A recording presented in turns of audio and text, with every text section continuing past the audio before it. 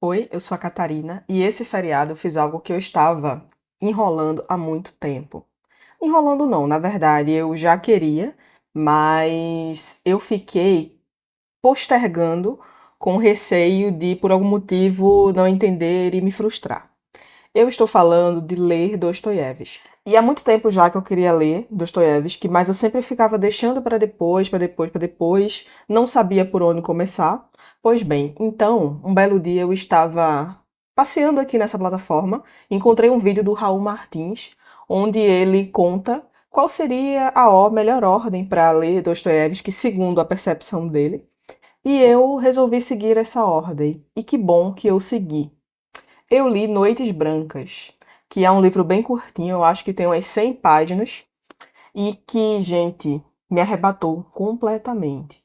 E esse vídeo é para contar para vocês como foi a minha experiência lendo Dostoiévski pela primeira vez. Vamos lá, começar do começo, né? Na edição que eu comprei pelo Kindle, tem uma nota de apresentação do autor. O que eu achei maravilhoso, né? Porque para mim dá um up quando você conhece um pouco sobre a vida do autor, né? E Dostoiévski foi um cara que viveu muito, teve fortes emoções na vida dele, né? Ele nasceu ali no começo do século XIX. Ele era filho de um médico militar, só que naquela época médicos não tinham prestígio como tem hoje, e uma dona de casa. Ele cresceu com o cristianismo ortodoxo e desde muito novo ele foi incentivado a estudar. Ele publicou o primeiro livro dele em 1846, que foi O Gente Pobre, que eu pretendo ler também, que é um livro escrito em formato de cartas, e ele captura as questões psicológicas das pessoas na pobreza. Isso daí me chamou já bastante atenção. No mesmo ano ele publicou Noites Brancas, né, que foi o livro que eu li, que eu vou falar um pouco mais sobre ele, né, mais na frente. Enfim, Dostoiévski, ele desde muito cedo ele se envolveu no Círculo de Petrovsky, que era um grupo para discutir literatura, só que voltada para o cunho socialista. E não existia consenso dentro desse círculo. Ele foi perseguido por fazer parte desse círculo, ele foi enviado para a Sibéria, passou alguns anos por lá. Ele viu seus conhecidos do círculo serem executados. Inclusive, ele quase foi executado. E ele chegaram até a colocar, né, um saco na cabeça dele ali, só que em cima da hora a execução dele foi suspensa e foi trocada por trabalhos forçados também na Sibéria. Então, ele passou cerca de 10 anos mais ou menos na Sibéria. Ele até escreveu um livro contando a sua experiência, né, lá no exílio. E isso marcou a vida do Dostoiévski completamente, né? Porque afinal de contas, né, o homem quase foi assassinado. Falando um pouco sobre as questões amorosas dele, ele se apaixonou por uma mulher que era casada na época e tinha um filho. O nome dela era Maria, alguma coisa, eu não lembro o sobrenome dela. Só que ele se apaixonou por ela, né? Eles trocaram cartas por um tempo. O marido dela faleceu. Ele, assim que soube do falecimento do marido, enviou dinheiro para ela. Só que nesse meio tempo, ela se envolveu com um professor escolar. E aí o Dostoiévski, né, provavelmente não gostou da ideia, mas aguardou por ela. Eles conseguiram se casar.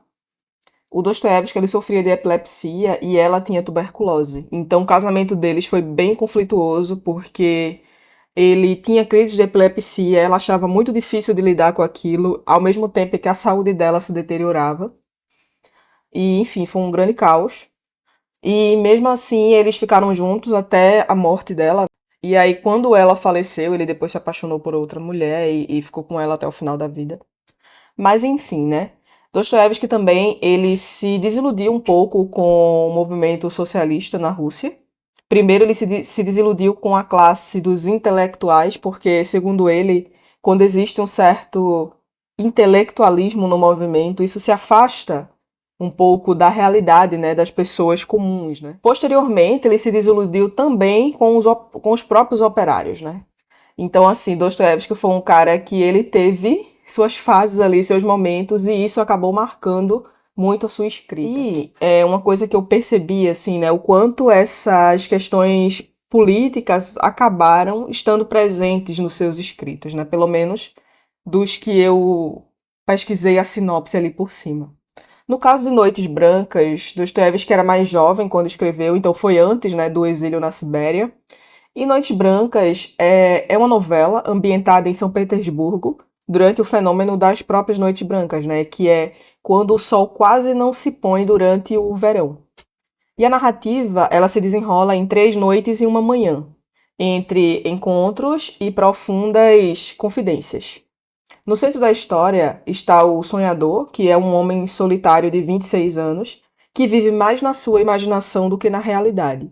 Ele vai observando a cidade e as pessoas de longe, mas ele vai criando laços invisíveis com essas pessoas que ele nem sequer conhece.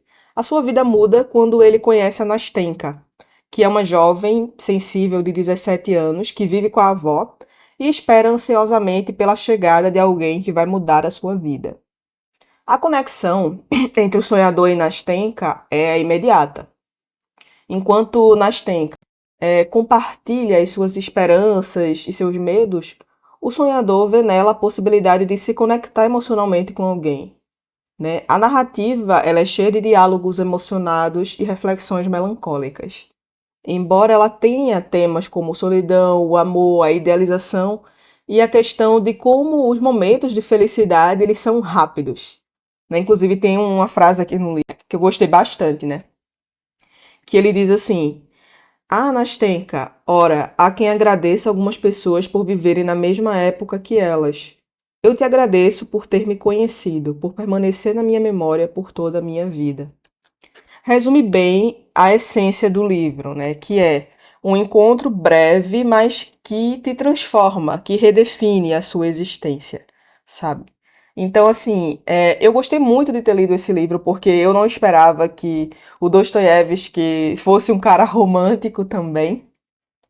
E eu me senti muito realizada por ter feito essa leitura. Eu sei que é uma leitura curta, de toda a bibliografia dele, esse é considerado o livro mais fácil, mas eu me senti muito realizada por ter lido, sabe? Eu tive uma sensação de conquista, uma sensação de que, não, agora eu passei por essa etapa e agora eu sou uma leitora mais madura, sabe? É engraçado dizer isso, mas eu percebo que Dostoiévski é um escritor que realmente, assim, ele é prolixo, ele detalha muito as coisas, mas que ao mesmo tempo tem uma grande mensagem por trás nas entrelinhas, sabe? Ele não é aquele tipo de escritor que te diz o óbvio. Você que tem que interpretar, você que tem que se esforçar para entender, sabe? E isso acaba exigindo um pouco mais, né, de maturidade, um pouco mais até de, eu não diria referência, porque esse livro aqui eu não precisava conhecer o contexto da Rússia para entendê-lo. Então, dava para ler mesmo sem saber de todo esse background, né? Mas eu realmente me sinto muito feliz mesmo, muito realizada por ter feito essa leitura. E a partir de agora eu não posso mais dizer que eu nunca li Russos, né? Porque pelo menos Noites Brancas eu já li. O próximo livro dele que eu pretendo ler é Um Jogador, que vai falar sobre a questão do vício, né, em jogo, em apostas, porque o próprio Dostoiévski, ele era viciado em jogos. E eu já estou muito animada para a próxima leitura. Esse vídeo foi sobre isso, foi para contar para vocês qual foi a minha experiência lendo Dostoiévski pela primeira vez. Eu espero que tenha te inspirado e que você reconsidere, que você pense em ler sem medo. E por hoje é só, pessoal. Se você gostou desse vídeo, deixa o like, ativa o sininho para receber as notificações. Deixa um comentário se você já leu Dostoiévski e o que é que você leu, o que é que você me indica para ler. Por hoje é só.